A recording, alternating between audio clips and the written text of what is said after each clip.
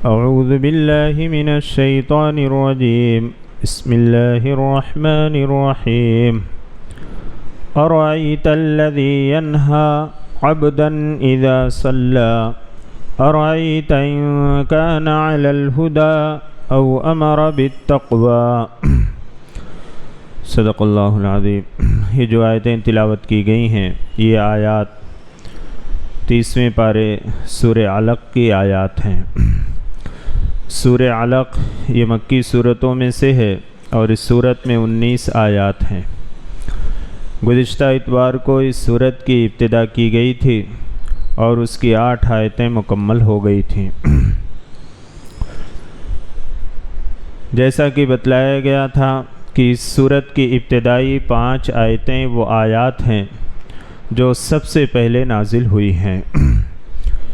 وحی کا سلسلہ انہی آیات سے شروع ہوا ہے اور اللہ رب العزت نے اپنے انعامات و اکرامات جو بندوں کے اوپر کیے ہیں اس کا ذکر فرمایا تھا۔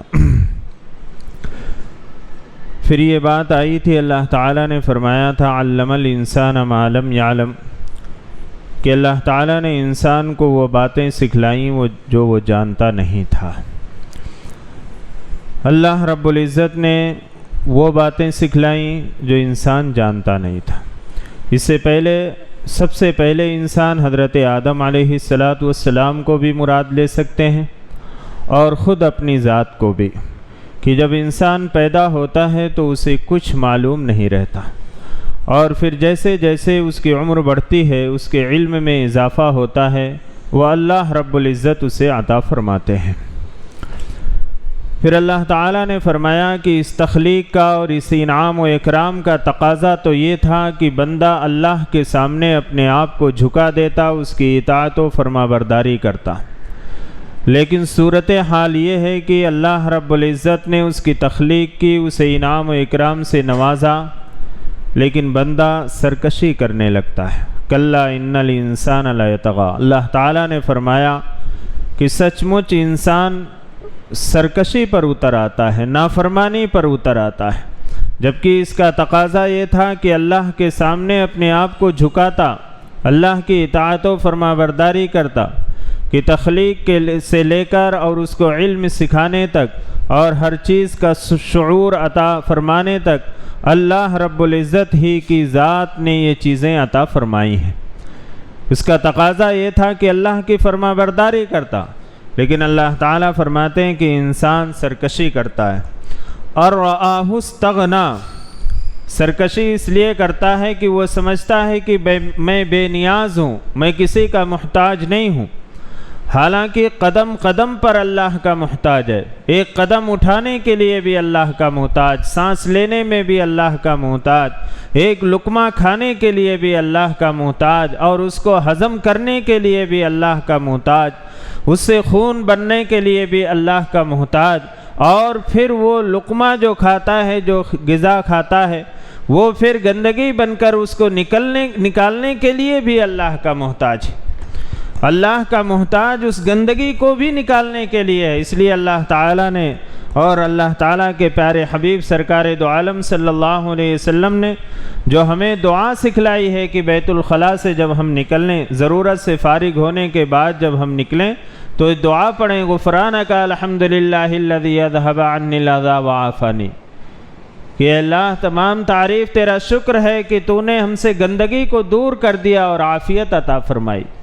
تو اس غذا کو جو کھاتا ہے اس کو گندگی کی شکل میں باہر نکالنے میں بھی اللہ کا محتاج ہے، چند قطرے پیشاب کے نکالنے میں بھی اللہ کا محتاج ہے۔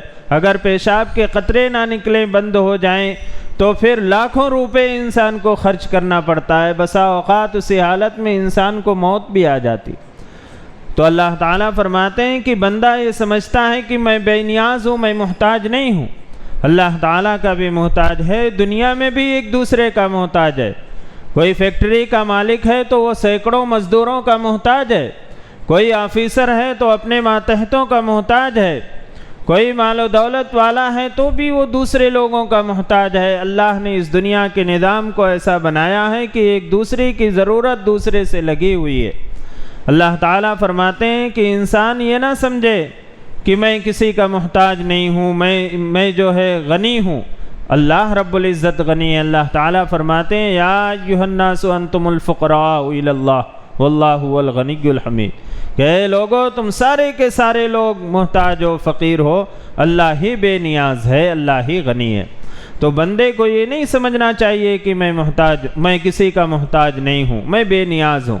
جب آدمی کے اندر یہ صفت پیدا ہو جاتی ہے پھر وہ تکبر کرتا ہے، وہ سرکشی کرتا ہے، وہ گھمنڈ کے اندر مبتلا ہو جاتا ہے۔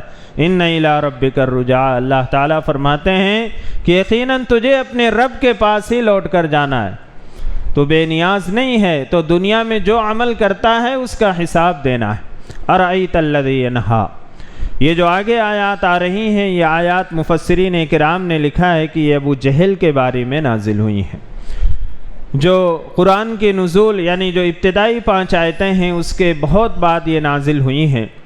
ابو جہل جو اسلام سے اور مسلمانوں سے ہمیشہ دشمنی رکھتا تھا اور خود حضور اکرم صلی اللہ علیہ وسلم کا بہت سخت ترین دشمن تھا۔ حضور اکرم صلی اللہ علیہ وسلم جب نماز پڑھتے تھے تو یہ منع کرتا تھا۔ ایک مرتبہ آپ خانہ کعبہ میں مقام ابراہیم کے پاس نماز پڑھ رہے تھے۔ ابو جہل وہاں پہنچا اور اس نے کہا اے محمد، کیا میں نے تم کو منع نہیں کیا ہے کہ تم نماز نہ پڑھو؟ اور اگر آئندہ میں نماز پڑھتے ہوئے دیکھ لیا میں نے تو آپ کی گردن کو میں پیروں تلے کچل دوں گا۔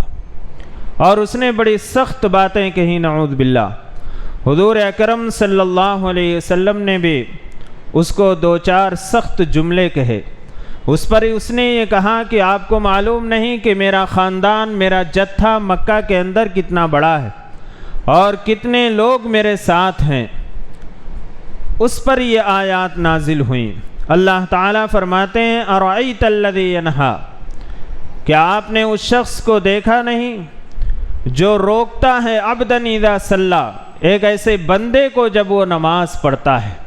اس سے مراد حضور اکرم صلی اللہ علیہ وسلم، اور روکنے والا شخص ابو جہل ہے۔ ارأیت ان کان علی الہدی، کیا آپ کو معلوم ہے کہ اگر وہ شخص جس کو روکا جا رہا ہے وہ ہدایت پر ہو، او امر بالتقوی، یا خدا سے ڈرنے کی تلقین کرتا ہو، تو کیا اس کا روکنا، ایسے شخص کا روکنا درست ہے؟ یعنی اللہ تعالیٰ فرماتے ہیں کہ کیا آپ نے اس شخص کو دیکھا نہیں جو ایک بندے کو نماز پڑھنے سے روکتا ہے، حالانکہ وہ نماز پڑھنے والا شخص ہدایت کے اوپر ہے اور خدا سے ڈرنے کی تلقین کرتا ہے، یعنی خود بھی اللہ سے ڈرتا ہے اور لوگوں کو بھی تلقین کرتا ہے کہ اللہ سے ڈرو، اللہ کا خوف رکھو۔ اور یہ روکنے والا جو شخص ہے اس کی صفات اللہ تعالیٰ بیان فرماتے ہیں ارأیت ان کذب وتولی، اگر یہ منع کرنے والا شخص کذب وتولی، جو جھٹلاتا ہے اور روگردانی کرتا ہے، یعنی اللہ کو جھٹلاتا ہے، اللہ کے کلام کو جھٹلاتا ہے اور نماز کو جھٹلاتا ہے اور روگردانی کرتا ہے، یعنی سرکشی اور نافرمانی کرتا ہے، یعنی جھٹلانے والا شخص جو یہ ابو جہل ہے اور یہ روکنے والا شخص ابو جہل ہے۔ الم یعلم بان اللہ یری، کیا اسے معلوم نہیں کہ اللہ اسے دیکھ رہا ہے؟ کیا وہ جانتا نہیں ہے؟ کلا لئن لم ینتہ، اللہ تعالیٰ فرماتے ہیں ہرگز ایسا نہیں، لئن لم ینتہ، اگر وہ اپنی اس حرکت سے باز نہیں آیا، لنصفعا بالناصیہ، تو ہم اس کی پیشانی کے بال کو پکڑ کر گھسیٹیں گے۔ پیشانی جو ہوتی ہے انسان کی، وہ اس کے وقار کی علامت ہوتی ہے، اس کی عزت کی علامت ہوتی ہے، اس کے آبرو کی ایک پہچان ہوتی ہے۔ اللہ تعالیٰ فرماتے ہیں کہ اگر وہ اپنی حرکت سے باز نہیں آیا اور جناب محمد رسول اللہ صلی اللہ علیہ وسلم کو یہ بے آبرو کرنا چاہتا ہے، بے وقار کرنا چاہتا ہے، آپ کی بے عزتی کرنا چاہتا ہے، اور یہ کہتا ہے کہ اگر آپ باز نہیں آئے، اگر آپ نماز پڑھنے سے نہیں رکے تو نعوذ باللہ میں آپ کی گردن کو اپنے پیرے تلے جو ہے روند دوں گا، پیروں سے کچل دوں گا، یہ حضور اکرم صلی اللہ علیہ وسلم کی بے عزتی کرنا چاہتا۔ اللہ تعالیٰ فرماتے ہیں اگر یہ اپنی حرکت سے باز نہیں آیا، لنصفعا بالناصیہ، تو ہم اس کی پیشانی کو پکڑ کر گھسیٹیں گے۔ ناصیۃ کاذبۃ خاطیہ، وہ پیشانی جو جھوٹی ہے، جو خطا کار ہے، جو گنہگار ہے اور جو خطا کار ہے، جو جھوٹی ہے، فَلْيَدْعُ نَادِيَهُ، اللہ تعالیٰ فرماتے ہیں کہ وہ اپنے ہم نشینوں کو بلا لے۔ یعنی وہ یہ دعویٰ کرتا تھا کہ میرا جتھا بہت بڑا ہے، میری جماعت بہت بڑی ہے، میری خاندان کے لوگ بہت زیادہ ہیں، میں ان سب کو جمع کر لوں گا۔ اللہ تعالیٰ فرماتے ہیں فَلْيَدْعُ نَادِيَهُ، تو وہ اپنے ہم نشینوں کو بلا لے، اپنے جتھے کو بلا لے، اپنے خاندان کے لوگوں کو بلا لے۔ سَنَدْعُ الزَّبَانِيَةَ، ہم بھی عنقریب دوزخ کے فرشتوں کو بلا لیں گے۔ اللہ تعالیٰ فرماتے ہیں کہ ہم دوزخ کے فرشتوں کو بلائیں گے، یہ اپنے ہم نشینوں کو بلا لے۔ یہ غرور اور گھمنڈ کے اندر مبتلا ہے، اور حضور اکرم صلی اللہ علیہ وسلم اور صلی اللہ علیہ وسلم کی تعلیمات کو یہ دبانا چاہتا ہے، اور اس نے جو الفاظ کہے ہیں کہ میرا خاندان بہت اونچا ہے اور میرے خاندان کے بہت سارے لوگ ہیں، اللہ تعالیٰ فرماتے ہیں سَنَدْعُ الزَّبَانِيَةَ، کہ ہم دوزخ کے فرشتوں کو بلا لیں گے۔ مفسرین کرام نے فرمایا کہ دنیا میں زبانیہ صحابہ کرام کو فرمایا گیا ہے۔ صحابہ کرام کو اس لیے فرمایا گیا کہ دنیا کے اندر حضور اکرم صلی اللہ علیہ وسلم کی ہر طرح سے حفاظت کی ہے صحابہ کرام نے، اور ہر طرح سے آپ کی خدمت کی ہے، آپ کے اوپر جو ہے کوئی تکلیف پہنچنے نہیں دی ہے۔ اگر تیروں کی بارش ہوئی ہے تو آپ کے سامنے آڑ بن گئے ہیں اور اپنے جسم کو چھلنی کروایا ہے، لیکن حضور اکرم صلی اللہ علیہ وسلم کے جسم مبارک پر اور آپ صلی اللہ علیہ وسلم کے جسم اطہر پر کوئی جو ہے نشان اور کوئی خراش آنے نہیں دی۔ یہ صحابہ کرام اس دنیا کے اندر زبانیہ بن کر آپ صلی اللہ علیہ وسلم کی خدمت کیے، اور زبانیہ جو آخرت میں ہوں گے وہ دوزخ کے فرشتے ہوں گے، جس کو اللہ رب العزت نے ابو جہل سے کہا کہ ہم جو ہے جہنم کے فرشتوں کو ہم جمع کر لیں گے، دیکھیں تمہارا خاندان کتنا اونچا اور تمہارے خاندان کے لوگ کتنے کثیر ہیں۔ تو اللہ رب العزت نے ان آیات میں جو ابو جہل کے بارے میں نازل ہوئی ہے، اللہ تعالیٰ نے فرمایا ہے کہ ہم اس کے مقابلے میں دوزخ کے فرشتوں کو بلائیں گے۔ کَلَّا لَا تُطِعْهُ وَاسْجُدْ وَاقْتَرِب، اللہ تعالیٰ فرماتے ہیں ہرگز ایسا نہ ہو، لا تطع، آپ ان کی بات مت مانیے، ان جاہلوں کی بات، ان کافروں کی بات مت مانیے، وَاسْجُدْ، اور سجدہ کرتے رہیے۔ سجدے سے مراد یہ ہے کہ نماز پڑھتے رہیے، وَاقْتَرِب، اور اللہ کا قرب حاصل کیجیے۔ اس سے یہ بات معلوم ہوئی کہ نماز کے ذریعے سے، سجدے کے ذریعے سے اللہ کا قرب حاصل کیا جا سکتا ہے۔ اللہ کے قرب حاصل کرنے کا سب سے بہتر ذریعہ جو جناب محمد رسول اللہ صلی اللہ علیہ وسلم کے ذریعے سے امت کو دیا گیا ہے، وہ یہی ہے کہ سجدہ کریے اور اللہ کا قرب حاصل کیجیے۔ یہ آیت سجدہ میں سے ہے، جو پڑھے اور جو سنے اس عربی الفاظ کو، اس کے اوپر سجدہ واجب ہو جاتا ہے، لہذا ہمارے اور آپ کے اوپر، سننے والوں کے اوپر بھی سجدہ واجب ہو گیا ہے۔ تفسیر ختم ہونے کے بعد سجدہ کر لیں، یہ سجدہ تلاوت ہے۔ لا تطیعہ واسجد واقترب، اللہ کے نبی صلی اللہ علیہ وسلم کو یہ حکم دیا جا رہا ہے کہ آپ ان کی اطاعت مت کیجیے، ان کی باتوں میں مت آئیے، سجدہ کیجیے۔ واقترب، اور اللہ کا قرب حاصل کیجیے، اللہ سے قریب ہوئیے۔ ضرورت ہے کہ ہم نماز کی پابندی کریں۔ ایسے حالات جب آئے اور حضور اکرم صلی اللہ علیہ وسلم کو جب نمازوں سے روکا جا رہا تھا اور آپ صلی اللہ علیہ وسلم کی ہر طرف سے مخالفت ہو رہی تھی، اور ابو جہل آپ کو تکلیف پہنچانے، یہاں تک کہ نعوذ باللہ آپ کو ختم کرنے کے در پہ ہوا تھا، اس وقت جو حکم دیا جا رہا ہے وہ سجدے کا حکم دیا جا رہا ہے، نماز کا حکم دیا جا رہا ہے۔ اور خود اللہ تعالیٰ نے قرآن کریم کے اندر فرمایا یا ایھا الذین آمنوا استعینوا بالصبر والصلاۃ، کہ ایمان والو اللہ کی مدد حاصل کرو صبر اور نماز کے ذریعے سے۔ یہ دونوں چیزیں بہت اہم ہیں، اور ان دونوں چیزوں پر ہمیں قائم اور دائم رہنا چاہیے، اور نماز کا اہتمام کرنا چاہیے، اور نماز کی پابندی کرنا چاہیے۔ یہ اللہ کے قرب حاصل کرنے کا سب سے بہتر ذریعہ ہے۔ اور دوسری بات حدیث پاک کے اندر فرمائی گئی کہ بندہ اللہ کے نزدیک سب سے زیادہ جو مقام پاتا ہے، جو قرب حاصل کرتا ہے اللہ کا، وہ سجدے کے ذریعے سے ہی کرتا ہے، کیونکہ سجدہ اس میں تواضع ہے۔ اپنے آپ کو ذلت میں ڈالنا ہے، اپنے آپ کو اپنے سر کو جھکانا ہے، اور جو بندہ اللہ کے سامنے اپنے سر کو جھکاتا ہے اللہ رب العزت اسے عزت عطا فرماتے ہیں، اسے بلندی عطا فرماتے ہیں۔ جو تواضع اختیار کرتا ہے اللہ کے لیے، من تواضع للہ رفعہ اللہ، اللہ تعالیٰ اسے بلند فرماتے ہیں۔ یہ مت سوچے کہ انسان جب اپنے سر کو جھکاتا ہے تو اسے ذلت ملے گی، بلکہ اللہ کی طرف سے اسے عزت ملے گی، اسے رفعت ملے گی، اسے بلندی ملے گی۔ آج مسلمانوں کی جو ذلت و رسوائی کی جو حالت، اس کا علاج اللہ رب العزت نے ان آیات میں بتلایا ہے۔ لا تطعہ واسجد واقترب، کہ ان کی بات مت مانیے اور سجدہ کریے اور اللہ کا قرب حاصل کیجیے، اللہ کی مدد آپ کے ساتھ رہے گی۔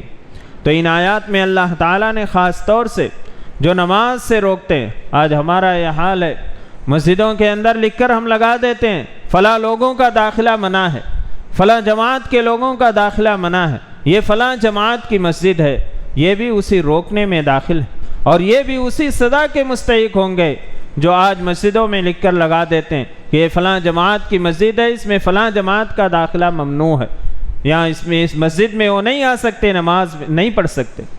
کتنے افسوس کی بات ہے، آج امت کے حالات کیسے ہیں، کس طریقے سے آج غیر قومیں اسلام اور مسلمانوں کی مٹانے کی کوششیں کر رہے ہیں اور اس کے لیے لائحہ عمل تیار کر رہے ہیں، اور ہم اپنی مسجدوں پر بورڈ لگا کر رکھے ہوئے ہیں کہ فلاں جماعت کا اور فلاں شخص اور فلاں لوگوں کا اس مسجد میں داخلہ ممنوع۔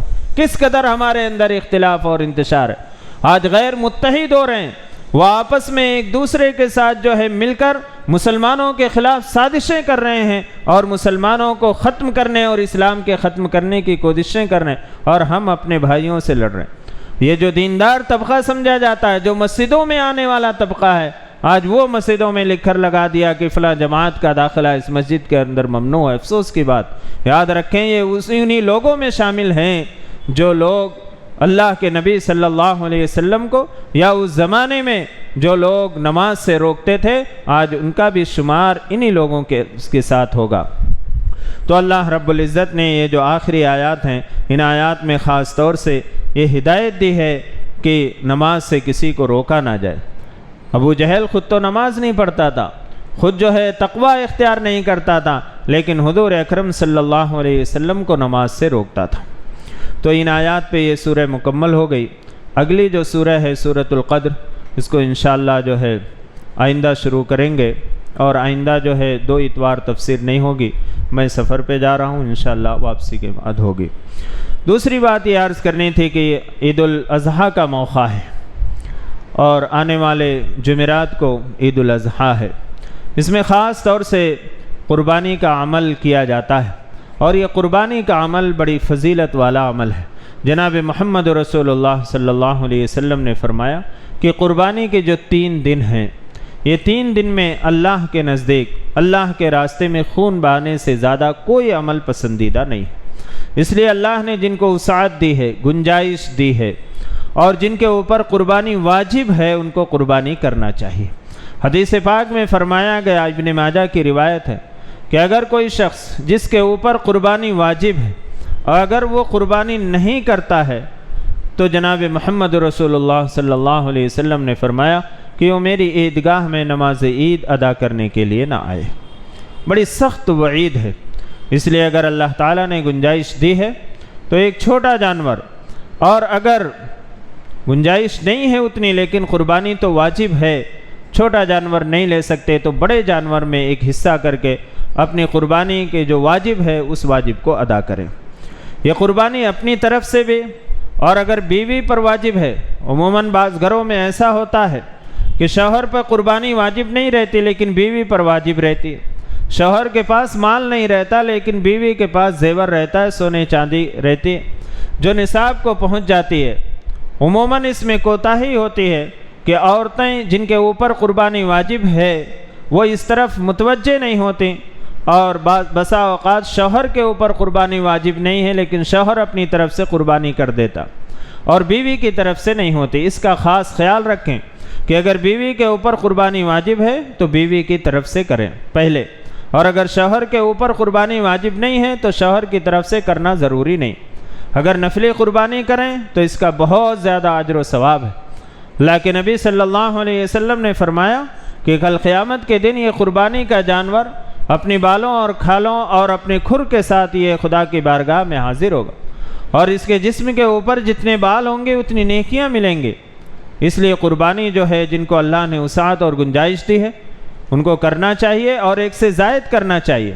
حضور اکرم صلی اللہ علیہ وسلم نے حجۃ الوداع کے موقع پر 100 اونٹوں کی قربانی کی آپ صلی اللہ علیہ وسلم، اور 63 اونٹ آپ نے اپنے دست مبارک سے ذبح فرمائے، اور اس کے بعد حضرت علی رضی اللہ عنہ کو فرمایا کہ آپ جو ہے ان اونٹوں کو قربان کر دیں، اور حضور اکرم صلی اللہ علیہ وسلم نے ایک قربانی، ایک اونٹ امت کی طرف سے کیا ہے، اس کی قربانی دی۔ اس لیے امت کا یہ حق بنتا ہے کہ اگر اللہ نے گنجائش دی ہے تو جن کے اوپر قربانی واجب ہے ان کے قربانی کرنے کے بعد حضور اکرم صلی اللہ علیہ وسلم کی طرف سے بھی کرنا چاہیے۔ آپ صلی اللہ علیہ وسلم کے بڑے احسانات، اور آپ صلی اللہ علیہ وسلم نے اور صحابہ کرام نے جس تکلیفیں اٹھا کر یہ دین ہم تک پہنچایا ہے، جو قربانیاں دی ہیں، اگر ہم ان قربانیوں کو سنتے ہیں اور اس پر غور کریں تو ہمارے جسم کے رونگٹے کھڑے ہو جائیں گے کہ کتنی قربانیاں دی ہیں صحابہ کرام نے۔ ہم تو ذرا سی معمولی سے بھی قربانی دینے کے لیے تیار نہیں۔ تو حضور اکرم صلی اللہ علیہ وسلم نے قربانی امت کی طرف سے بھی دی ہے، اس لیے امت کا بھی حق بنتا ہے کہ اگر اللہ نے گنجائش دی ہے تو حضور اکرم صلی اللہ علیہ وسلم کی طرف سے بھی قربانی ادا کریں۔ دوسرا ایک مسئلہ یہ آتا ہے کہ کیا مرحومین کی طرف سے قربانی کر سکتے ہیں؟ بالکل کر سکتے ہیں۔ پہلے جن کے اوپر قربانی فرض ہے ان کی طرف سے کریں، اور اس کے بعد اپنے مرحومین کی طرف سے، والدین ہیں ان کی طرف سے، دادا دادی ہیں ان کی طرف سے، اور دوسرے عزیز و اقارب رشتہ دار ہیں جو اس دنیا سے رخصت ہو گئے، ان کی طرف سے بھی قربانی کرنا چاہیے۔ بعض لوگ یہ بات پھیلاتے ہیں کہ مرحومین کی طرف سے قربانی نہیں کرنا ہے، اور مرحومین کی طرف سے اگر قربانی کی جائے تو ان کو ثواب نہیں پہنچتا۔ یہ بالکل بے بنیاد بات ہے۔ آپ غور کریں کہ حضور اکرم صلی اللہ علیہ وسلم نے جب امت کی طرف سے قربانی کی ہے تو اس وقت امت کے اندر مرحومین بھی موجود تھے۔ کیا صحابہ کرام اس دنیا سے اس زمانے میں رخصت نہیں ہو چکے تھے حجۃ الوداع کے موقع پر؟ اور کئی صحابہ کرام تو جنگوں کے اندر شہید ہوئے ہیں۔ حضرت حمزہ حضور اکرم صلی اللہ علیہ وسلم، حضرت حمزہ جو حضور اکرم صلی اللہ علیہ وسلم کی چچا تھے، غزوہ احد میں آپ کی شہادت ہوئی ہے، اور اس کے بعد حجۃ الوداع ہوا ہے۔ تو آپ صلی اللہ علیہ وسلم نے جب امت کی طرف سے قربانی کی ہے تو امت میں زندے لوگ بھی تھے اور امت میں مرحومین بھی تھے، لہذا یہ اس بات کی دلیل ہے کہ مرحومین کی طرف سے بھی قربانی کرنا چاہیے۔ اب ایک مسئلہ یہ آتا ہے کہ کیا جو مرحومین کے نام سے قربانی کی جاتی ہے اس کا گوشت کھا سکتے یا نہیں کھا سکتے؟ بہت باریکی میں جاتے ہیں لوگ ایسی چیزوں میں۔ اس کے بارے میں دو باتیں ہیں۔ اگر کسی مرنے والے نے وصیت کی ہے اور اس نے مال چھوڑا ہے کہ میری طرف سے قربانی کر دینا، اور اس نے مال بھی چھوڑا ہے، تو جو مرنے والے نے جو وصیت کی ہے اور اس نے مال چھوڑا ہے، اس کی جو قربانی کی جائے گی اس کا گوشت کھانا وہ درست نہیں ہے۔ وہ گوشت آپ غریبوں میں تقسیم کر دیں، پورا کا پورا گوشت غریبوں میں تقسیم کر دیں، اگر مرنے والے نے وصیت کی ہے اور اس نے مال چھوڑا ہے اور اس کی طرف سے قربانی دیتے ہیں۔ دوسرا یہ ہوتا ہے کہ مرنے والے نے کوئی وصیت نہیں کی ہے، نہ اس نے مال چھوڑا ہے، آپ اپنی طرف سے ان کے ثواب کے لیے قربانی کرتے ہیں تو اس کا گوشت خود بھی کھا سکتے ہیں، رشتہ داروں کو بھی کھلا سکتے ہیں، اور دوسرے ضرورت مندوں کو بھی دے سکتے ہیں۔ یعنی جس طریقے سے اپنی قربانی کے 3 حصے کرتے ہیں ویسے اس گوشت کے بھی 3 حصے کر سکتے ہیں۔ اگر وہ مرحومین کی طرف سے وہ قربانی ہو رہی ہے جو مرحوم نے وصیت نہ کی ہو، اپنی طرف سے آپ کر رہے ہیں تو اس کا گوشت اپنا کھا سکتے ہیں اور دوسروں کو بھی کھلا سکتے ہیں۔ اور اگر انہوں نے وصیت کی ہے اور انہوں نے مال چھوڑا ہے، ان کے مال سے قربانی کر رہے ہیں، تو پھر وہ گوشت کھانا درست نہیں ہے، جائز نہیں، اس کو پورا کا پورا تقسیم کر دینا چاہیے۔ تو اس بات کا خیال رکھیں کہ اپنی طرف سے بھی کریں اور اپنے مرحومین کی طرف سے بھی، اپنے والدین جن کے اس دنیا سے رخصت ہوں گے ان کی طرف سے بھی، کیونکہ اس دنیا سے جانے والا جناب محمد رسول اللہ صلی اللہ علیہ وسلم نے فرمایا کہ وہ نیکیوں کا منتظر رہتا ہے۔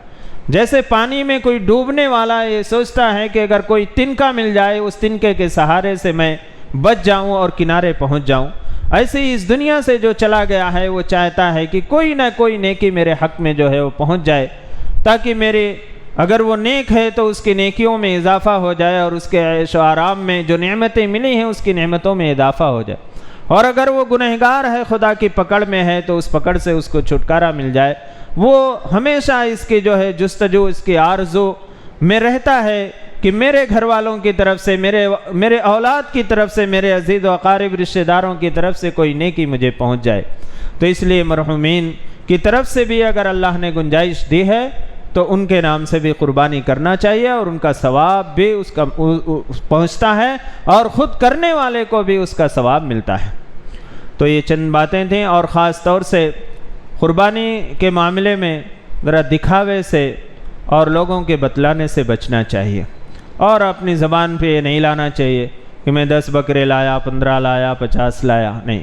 اللہ تعالیٰ نے فرمایا لن ینال اللہ لحومها ولا دماؤها ولکن ینالہ التقوی منکم، کہ اللہ تعالیٰ کو نہ تمہارا گوشت پہنچتا ہے نہ خون پہنچتا ہے، بس تقوی پہنچتا ہے۔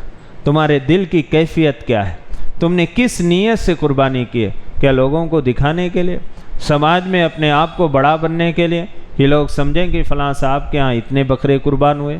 اگر اس لیے کی ہے تو پھر اس قربانی سے کوئی فائدہ نہیں، وہ تو دکھاوے کے لیے ہو گیا۔ کل قیامت کے دن اللہ تعالیٰ فرمائیں گے کہ جن کو دکھلانے کے لیے تم نے یہ عمل کیا تھا انہی سے اس کا اجر بھی لے لو۔ اس لیے ہمیں جو ہے دکھلانے کے لیے نہیں، بس اللہ کی رضا اور اللہ کی خوشنودی کے لیے کہ اللہ ہم سے راضی ہو جائے، اس لیے جو ہے قربانی کرنا چاہیے، لوگوں کو دکھلانے کے لیے نہیں۔